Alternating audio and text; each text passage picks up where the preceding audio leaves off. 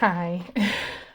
Um, I'm hoping that my phone chart records. I am having an issue with space, but I'm hoping that it records.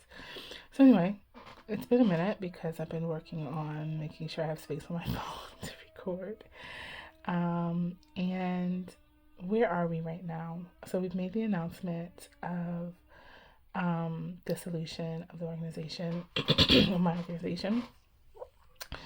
And there's plenty to do, lots to do. Um, and I am managing how to not manage other people's emotions about what's going on and other people's assumptions about what's happening in my motivation.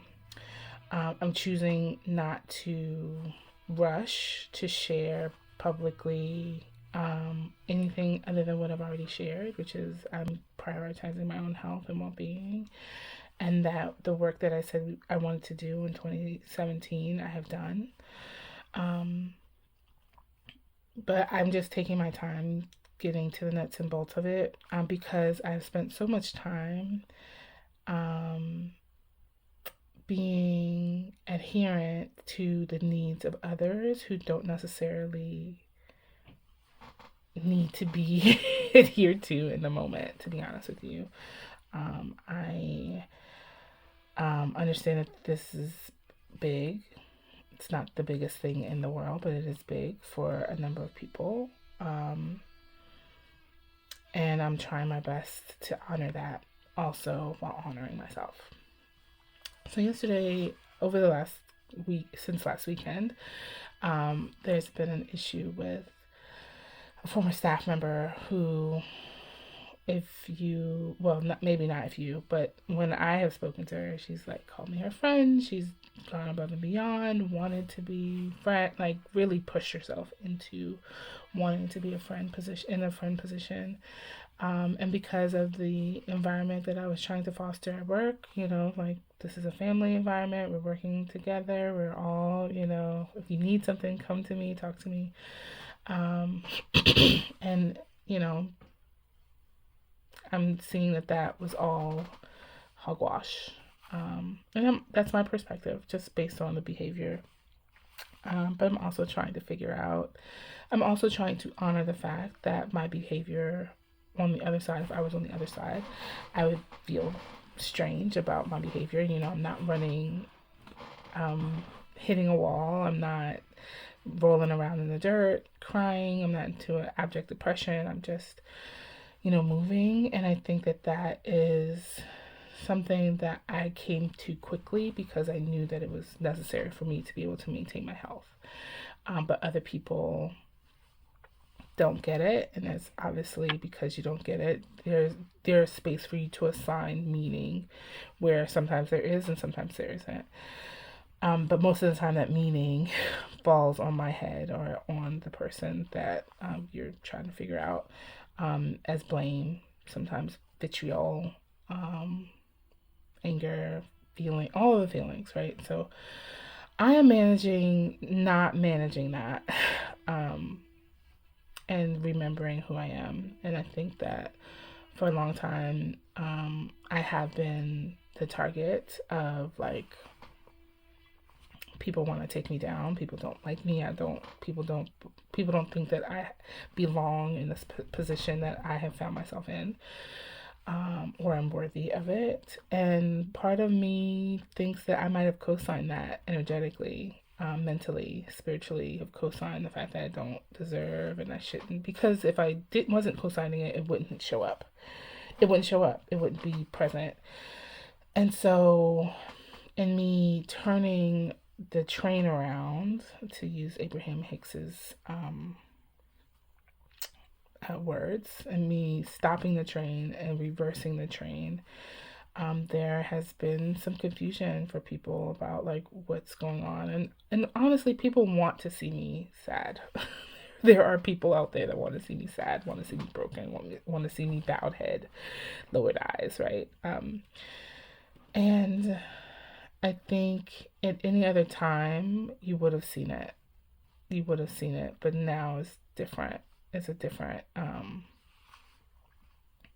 it's a different me. I have a different perspective. I'm understanding the power of my thoughts, the power of my words, the power of the position that I take when I open my eyes every day. And while this has been extremely uncomfortable, I know that I'm traveling towards the best possible outcome, and not just me, the other people that are around me and that are being influenced by my decisions. We're all moving towards the best possible outcome, and we are the architects of those outcomes.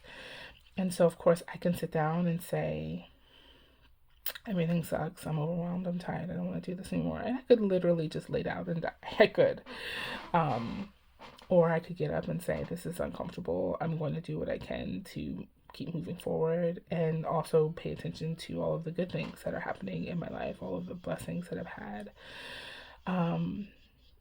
The fact that one of the issues, so long story short, um, one of the things that led me to make the decision that I made about sunsetting mom cares was that number one, I was tired. Number two, we've already done the work that we said we were going to do. Number three, my health was really, really at risk, and I was seeing that in real time. But I came back to work willing to put the good fight in because there were other people that were doing this work with me. But it wasn't until it was made clear to me that the other people were not willing to continue. You know, they were already preparing to find something else. They were preparing to do something else. That I kind of felt freed to be able to make the decision that was best for me, because they had already made the decision that was best for them and they communicated it to me. And so in me doing that and accepting that, you know, I feel like I put together a package with the help of my board that would be supportive.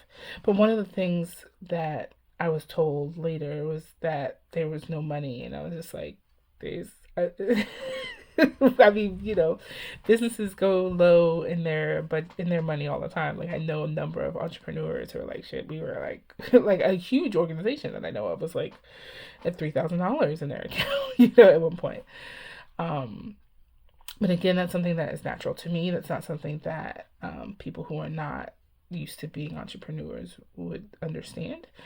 And so even to this at this point, the fact that I'm still picking up checks that have been sent out, that were sent out late, the fact that there's still money and deliverables and invoices that are being sent out for work that's been done, that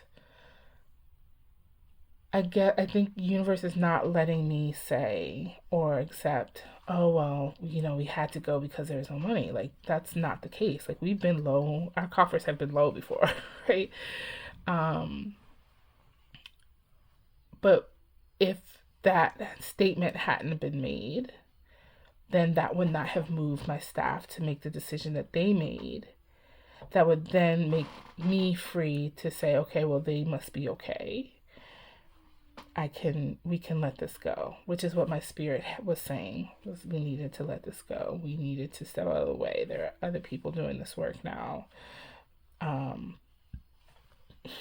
you know, the work will continue. I am not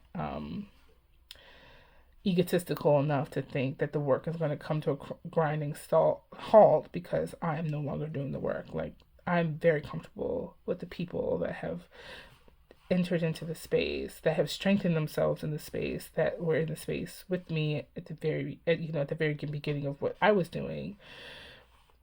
I'm comfortable with the fact that those people are still doing this work, and that I don't need to continue to do the work the way that I'm doing it. I can move on and find another way to do the work that honors me and the things that I need, you know. The work doesn't stop. It's, you know, this is not the Anna show. I mean, this is the Anna show. But, you know, this is not the Anna show. So,